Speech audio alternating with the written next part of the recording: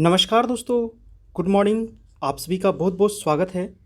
ये वीडियो आपका विशेष रूप से शिक्षक नियोजन से संबंधित है और लाइब्रेरियन से संबंधित, अतिथि शिक्षक से संबंधित और एस्टेट से संबंधित है। इसमें हम बहुत सारी चीज़ों पर यहाँ पर बात करेंगे और बहुत सारे आज पेपर का कटिंग भी मैं आपको दिखाऊंगा। बहुत सारे चीज़ों पर, सभी चीज़ों पर यहाँ पर हम अभी बारी बारी से रखने वाले हैं। चलिए, सबसे पहले यहाँ पर देखिए, जो हाई कोर्ट के द्वारा बिहार सरकार को जो फटकार लगाई गई है, ये तो काफ़ी अच्छा है और इसी प्रकार से बार बार खोजता है बिहार सरकार को फटकार लगाने के लिए, क्योंकि न ही इसके पास खुद दिमाग है। दिमाग तो है, लेकिन ये शायद जानबूझकर ऐसा करती है ताकि कोई भी बहाली हो, कुछ भी हो, फंसे रहे, लटके रहे, सारे बच्चे लड़ते रहें आपस में, चाहे वो स्टेट का मामला हो, शिक्षक बहाली का मामला हो, प्रारंभिक शिक्षक का हो या फिर कोई और अदर कॉम्पिटिटिव एग्ज़ाम का हो। सभी जगह इनका यही हाल है, ये जानबूझकर ऐसा करते हैं। चलिए, ये हाई कोर्ट ने इनको क्या फटकार लगाई है इसको देखते हैं, उसके बाद हम सारे यहाँ मामला पर हम बिंदु रखेंगे। कहा जा रहा है कि अदालत की फटकार, शिक्षा विभाग के प्रधान सचिव पर जुर्माना। जी हाँ, हमारे जो शिक्षा विभाग के जो प्रधान सचिव है, हाई कोर्ट के द्वारा फटकार लगाई गई, उस पर जुर्माना भी लगाया गया है। कहा जा रहा है कि हाई कोर्ट ने कहा कि बिहार सरकार में चल रहा बिना दिमाग का सिस्टम। जी हाँ, बिना दिमाग का सिस्टम तो चल ही रहा है। दिमाग तो है बिहार के पास, ऐसे भी कहा जाता है सबसे ज़्यादा यहाँ से इंजीनियर और डॉक्टर हैं, ठीक है, दिमाग तो है यहाँ पर, लेकिन इन लोग ने दिमाग उस टाइप का लगाता है कि बहाली ना हो, ठीक है। वो दिमाग नहीं लगाता जिससे बहाली हो, ऐसा दिमाग लगाता है जिससे बहाली ना हो। दिमाग तो सच में इसके पास बहुत ज़्यादा है, ठीक है। कह रहा है कि मामला जो है समस्तीपुर महिला कॉलेज के सेक्शन ऑफिसर का पे स्केल सहायक से कम। कहा जा रहा है कि अपने रिटायरमेंट के बाद सही वेतनमान और बकाये रकम के लिए गुहार लगाते समस्तीपुर की महिला कॉलेज में सेक्शन ऑफिसर रहे रामनवमी शर्मा की याचिका हाईकोर्ट में मंजूर कर ली गई है। न्यायमूर्ति चक्रधारी चरण सिंह की एकल पीठ ने रामनवमी शर्मा की रीट याचिका को मंजूर करते हुए कहा कि इस कोर्ट की नज़रों में भारत के संविधान में परिभाषित कोई भी संस्था इतनी बेदिमाग होकर काम नहीं कर सकती है। अब देखिए, ये तो आपका हाई कोर्ट का कहना है कि इतनी बेदिमाग जो बिहार सरकार जो है, ये बिना बेदिमाग का काम कर रही है और जितना बिहार सरकार कर रही है, इतना बेदिमाग का काम कोई नहीं कर रही है। इसके अलावा अपनी करतूत को छुपाने के लिए इतनी लापरवाही भी कोई संस्था नहीं दिखा सकती जितना बिहार सरकार ने इस मामले में दिखाया है। और ये सिर्फ यही मामला नहीं, ऐसे सैकड़ों मामले, हजारों मामले जिसमें ये सरकार निकम्मी बन चुकी है ना। कुछ नहीं करना चाहती, सिर्फ लड़ा करके रखना चाहती है, फंसा करके रखना चाहती है ताकि बहाली फंसे रहे। बिहार एसएससी का जो आप देख रहे हैं, 2014 में आया था बहाली, अभी चल रहा है 2021। आप कर क्या रहे हैं महाराज, बताइए। 2014 में बहाली आया, 2021 में भी अभी तक क्लियर नहीं हुआ। अभी भी देखिए, बिहार एसएससी का टाइपिंग ही चल रहा है और उसमें भी बहुत बड़ा धांधली आप देख ही रहे होंगे, कितना बड़ा धांधली हुआ है टाइपिंग में भी। चलिए आगे देखते हैं। मामला समस्तीपुर महिला कॉलेज की रिटायर्ड रोकड़ पाल के वेतनमान निर्धारित करने का था। याचिकाकर्ता के बढ़े वेतन मांग पर शिक्षा विभाग ने याचिकाकर्ता का पे स्केल सेक्शन अफसर तो दूर, सहायक के वेतनमान से भी कम तय किया। हाईकोर्ट ने राज्य सरकार को आदेश दिया कि याचिकाकर्ता को बकाया राशि का भुगतान 3 महीने के अंदर करे। साथ ही हाईकोर्ट ने शिक्षा विभाग के प्रधान सचिव पर 20,000 का जुर्माना भी लगाया।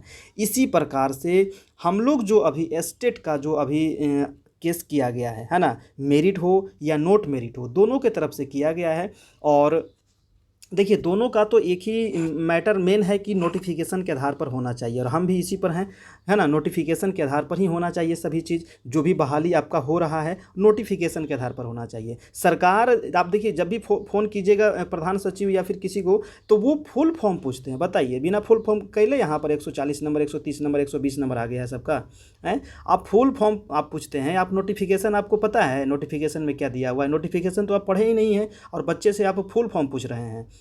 आप क्या बुर्बक समझते हैं क्या सबको, कि इतना जो नंबर लाया है, इतना जो पढ़ रहा है? मानते ही कि उसमें कुछ 2, 4, 5, 10% होगा गड़बड़, ठीक है, लेकिन सबको आप गलती नहीं मान सकते हैं, ठीक है। तो अपने तो चोर हैं, दूसरे को चोर कहते हैं, चलिए आगे हम देखते हैं। देखिए यहाँ पर शिक्षा अभी नियोजन से संबंधित यहाँ पर एक न्यूज़ है कि 4800 नियोजन इकाइयों में हुई थी अभ्यर्थियों की काउंसलिंग और 400 नियोजन इकाई की मेगा सूची भी रद्द फिर से बनेगी। अब देखिए बहुत जगह जो नियोजन इकाई था उसका मेगा सूची रद्द कर दिया गया। आखिर क्यों रद्द किया गया है, यहाँ पर आपको दिया गया है। कहा जा रहा है कि राज्य के जिन 400 नियोजन इकाइयों में काउंसलिंग के दौरान गड़बड़ियां पकड़ी गई थी वहां की मेगा सूची को भी रद्द कर दिया गया है। अब दूसरे चरण में होने वाली शिक्षक अभ्यर्थियों की काउंसलिंग के साथ संबंधित 400 नियोजन इकाइयों के अभ्यर्थियों को भी मेगा सूची नए सिरे से तैयार कर काउंसलिंग कराई जाएगी। शिक्षा मंत्री विजय कुमार चौधरी के निर्देश पर बुधवार को 400 नियोजन इकाइयों की काउंसलिंग को रद्द कर दिया गया। भैया आप नियोजन क्यों करते हैं, आप नियुक्ति कीजिए ना सबका। आप नियोजन करते हैं तो सेंट्रलाइज तरीके से कीजिए ना नियोजन, फिर इस प्रकार इतनी गंदे तरीके से क्यों करते हैं। हम भी तो सीटेट क्वालिफाइड है, बीटेट क्वालिफाइड है, लेकिन मैंने कहीं नहीं अप्लाई किया क्योंकि इतना गंदा इसका प्रक्रिया है कि किसी का नहीं हो पाएगा, समझे ना। अभी देखिए 1.25 लाख ही वोट रही है ना सरकार, 1.25 लाख में कितने 1.25 को भी तो दे दो, पहले 25,000 को भी तो नौकरी दे दो, है उतना भी नहीं दे पाएगी, देख लीजिएगा। और इतनी ज़्यादा गड़बड़ियाँ हो रही है, इतना ज़्यादा धांधली हो रहा है अभी सब जगह कि आप सोच नहीं सकते हैं, ठीक ना। बहुत ज़्यादा गड़बड़ियाँ हो रहा है, ठीक है। आगे कह रहा है कि अर्हता को किया गया नज़रअंदाज। शिक्षा विभाग के अपर मुख्य सचिव संजय कुमार ने बताया कि जिन 400 नियोजन इकाइयों की मेगा सूची रद्द की गई है उनमें कई तरह की शिकायतें सामने आई है। अर्हता को नज़रअंदाज कर नियोजन इकाइयों में ने मेरिट लिस्ट तैयार किया गया। इसकी जिला शिक्षा अधिकारियों और जिला कार्यक्रम पदाधिकारियों के स्तर से जांच कराई जा रही है। इसमें जो भी लोग दोषी पकड़े जाएंगे उन पर प्राथमिकी दर्ज कराकर आगे की कार्रवाई सुनिश्चित कराई जाएगी। सर आप अगर इतने अच्छे तरीके से अगर आप बहाली करना चाहते हैं तो सेंट्रलाइज तरीके से कर दीजिए, है ना, सारा मामला यहाँ ख़त्म हो जाता। अब क्यों यहाँ पर ब्लॉक जा जाके और जिला में जा जाके यहाँ पर आप नियोजन करवा रहे हैं। आप सेंट्रलाइज करिए, एक जगह फार्म भरवाइए, आपको सबका मेगा सूची आपके पास है, आपको उस अनुसार से आप दे दीजिए, है ना। प्रेफरेंस आप मांग लीजिए किस जिला में जाना चाहते हैं। क्यों इस प्रकार से सभी को दौड़ा रहे हैं यहाँ से वहाँ, वहाँ से वहाँ, होता तो किसी का नहीं है। कहा जा रहा है कि जहां तक प्रभावित शिक्षक अभ्यर्थियों की बात है तो उसके साथ किसी प्रकार की नाइंसाफ़ी नहीं होगी। इतना बड़ा आप होते तब तो फिर तो इतना मामला उठता ही नहीं है। कहा जा रहा है कि और नए सिरे से मेगा सूची तैयार कर दूसरे चरण की होने वाली काउंसलिंग में मेगा सूची के आधार पर अभ्यर्थियों की काउंसलिंग होगी। देखिए यहाँ पर दूसरे चरण की भी बात किया जा रहा है। और तो जिनका अगर एक अच्छी चीज़ ये है कि अगर जिनका नहीं हो पाया अभी, जिनका मार्क्स थोड़ा सा मेगा सूची कम बन रहा है तो दूसरे चरण में आपका चांस बन सकता है, क्योंकि बहुत ज़्यादा यहाँ सीट खाली जा रहा है। 40%, 50% लगभग कहीं कहीं सीट खाली हो जा रहा है। तो खाली तो रहेगा ही, सरकार की ये नीयत भी तो ख़राब है। अब जहाँ पर मान लीजिए महिला अभ्यर्थी नहीं है या फिर एससी नहीं है, एसटी नहीं है, है ना, तो वहाँ पर आप जनरल को, ओबीसी को मौका दीजिए। आप मौका तो दीजिएगा नहीं तो सीट तो खाली रहेगा ही, आप मौका तो दीजिए उन लोगों को। कह रहा है कि दूसरे चरण की काउंसलिंग के साथ मेगा सूची नए सिरे से तैयार कर काउंसलिंग की प्रक्रिया पूरी कर ली जाएगी। 26 अगस्त से 2 सितंबर के बीच जेईई मेंस, अच्छा इसके तो मेंस के लिए जेईई का आपको दिया हुआ है। और शिक्षा मंत्री के निर्देश पर बुधवार पर रद्द की गई काउंसलिंग, प्रभावित अभ्यर्थियों को दोबारा मिलेगा मौका। चलिए तो ये देखिए आपका शिक्षा विभाग से संबंधित यहाँ पर नियोजन से संबंधित कुछ न्यूज़ था। अब आगे देखते हैं हम दूसरे न्यूज़। देखिए लाइब्रेरियन से संबंधित एक निकल के आ रहा है दोस्तों, काफ़ी इंपॉर्टेंट है। और जो भी लाइब्रेरियन किए हुए हैं, है ना, जो भी बिलिस किए हुए हैं, एमलिस किए हुए हैं, उनके लिए काफ़ी अच्छी खुशखबरी है कि लाइब्रेरियन बहाली मामले में अभ्यावेदन देने का आदेश।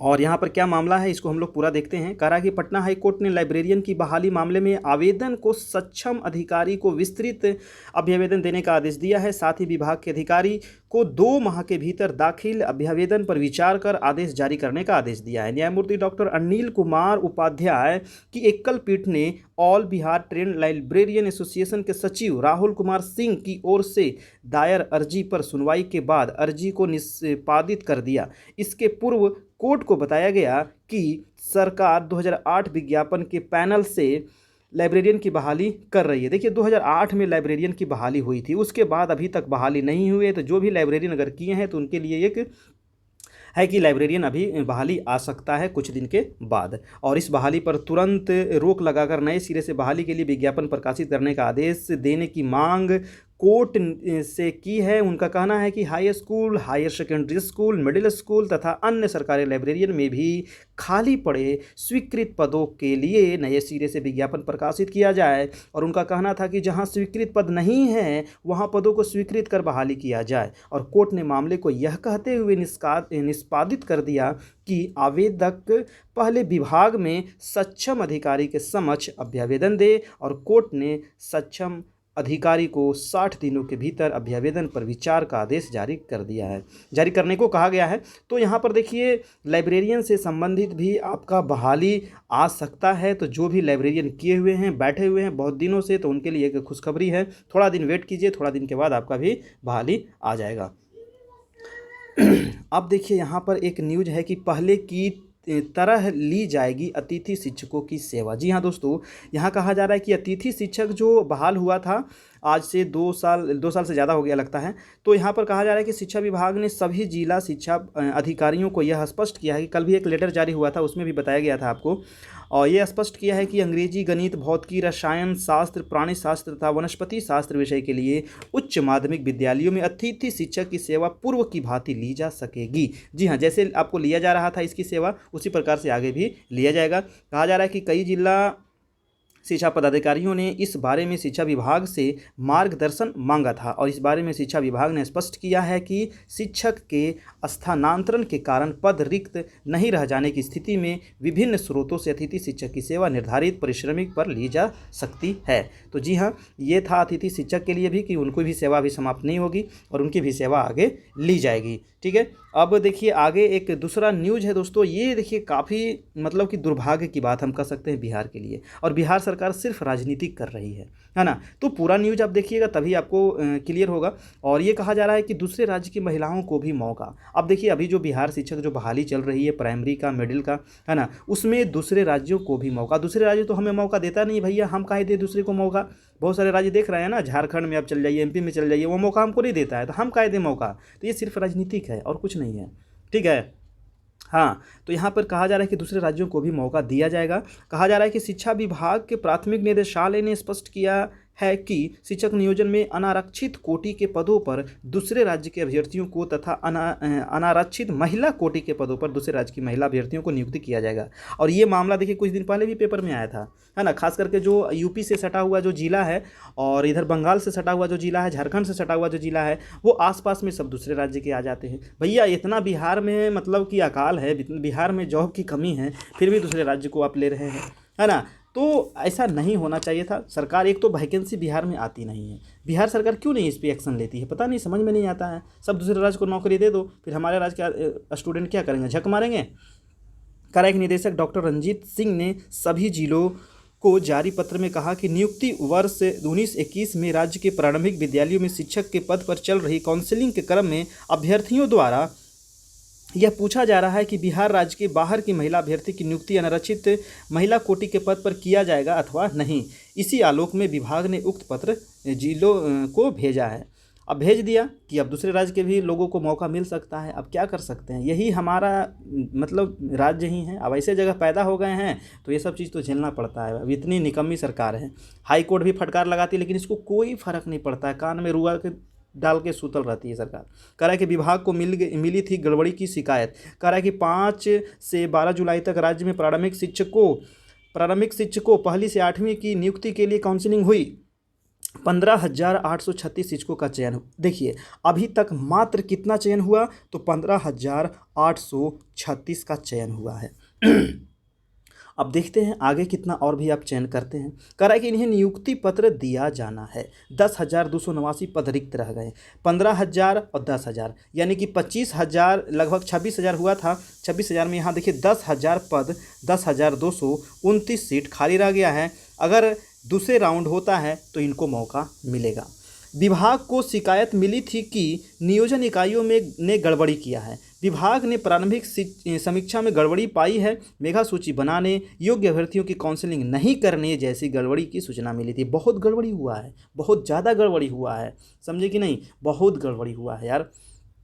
कहीं पैसा पर तो कहीं कुछ पर, कहीं कुछ पर। अब नियोजन होगा तो गड़बड़ी होगा ही। मुखिया जी, सरपंच जी सब वहाँ पर रहते हैं, आपस में सब घोल मोल करते रहते हैं, है कि नहीं। अब आप सेंट्रलाइज तरीके से करते तो शायद कुछ कम होता गड़बड़ियाँ, लेकिन अब सरकार भी चाहती है कि इसी प्रकार से बहाली अटके रहे, गड़बड़ी होते रहे, पॉकेट भरते रहें। विभाग ने प्रारंभिक शिक्षकों में गड़बड़ी पाई है। मेगा सूची बनाने, योग्य अभ्यर्थियों की काउंसलिंग नहीं करने जैसी गड़बड़ी की सूचना मिली थी। 10,229 खाली रह गए पद के मामले में विभाग ने कहा है कि एक अभ्यर्थी ने कई जगहों पर आवेदन दिया, मगर निर्देश था कि कोई 2 जगह काउंसलिंग में भाग लेगा तो उनको वैध नहीं माना जाएगा। इस कारण अभ्यर्थी एक नियोजन इकाई में काउंसलिंग के लिए उपस्थित हुए, जबकि उनके नाम कई जगहों पर थे। ऐसे ही पद खाली रह गए हैं। तो भैया ये चीज़ तो आपको पहले भी बहुत पहले से बताया जा रहा था, है ना, कि अगर इस प्रकार से अगर बहाली कीजिएगा तो सीट तो खाली रहेगा ही। आप सेंट्रलाइज तरीके से क्यों नहीं करते हैं, है ना। सेंट्रलाइज तरीके से कीजिए। आपको तो बहाली करने का तो मन है नहीं, सबको नौकरी देने का तो मन है नहीं, है ना। मन तो है कि सिर्फ बहाली को लटका के रखे, गड़बड़ियाँ करे, बस, और तो कुछ है नहीं। तो ये देखिए कुछ न्यूज़ था दोस्तों। और अगर हमारे चैनल पर आप नए हैं तो चैनल को सब्सक्राइब कर लीजिएगा, बेल आइकन प्रेस कर लीजिएगा। डेली आपको सभी प्रकार का न्यूज़ आपको यहाँ पर दिया जाता है, और इसी प्रकार से चैनल पर बने रहिए। और देखिए थोड़ा सा अभी बिजी हैं घर को लेकर के भी, है ना, और कुछ अभी देखिए कुछ मामला की वजह से, तो इसलिए अभी ज़्यादा मैं लाइव नहीं आ रहा हूँ, है ना। और जैसे ही कुछ न्यूज़ आता है तो मैं आपको व्हाट्सएप, हमारा जो ग्रुप है, आप व्हाट्सएप ग्रुप में भी जुड़ सकते हैं। हमारा ग्रुप है 7857824310। आप मेरिट स्टूडेंट हैं या नॉट मेरिट स्टूडेंट हैं स्टेट के अभ्यर्थी के लिए, है ना, या फिर आप आगे की तैयारी करना चाहते हैं स्टेट की या फिर सीटेट की, तो आप ये मैसेज करके आप मैसेज कीजिएगा कि आप किस चीज़ का स्टूडेंट है, मेरिट में है, नॉट मेरिट में है, सीटेट है, स्टेट है, क्या चीज़ का स्टूडेंट है, बीपीएससी के हैं, दरोगा के हैं, सबका अलग अलग ग्रुप है। तो आप जिसमें जुड़ना चाहते हैं आप मैसेज कीजिएगा, आपको जोड़ दिया जाएगा। ठीक है, तो फिर हम मिलते हैं नेक्स्ट वीडियो में दोस्तों। तब तक के लिए गुड बाय, टेक केयर, अच्छे से रहिए, अपना ख्याल रखिए, धन्यवाद।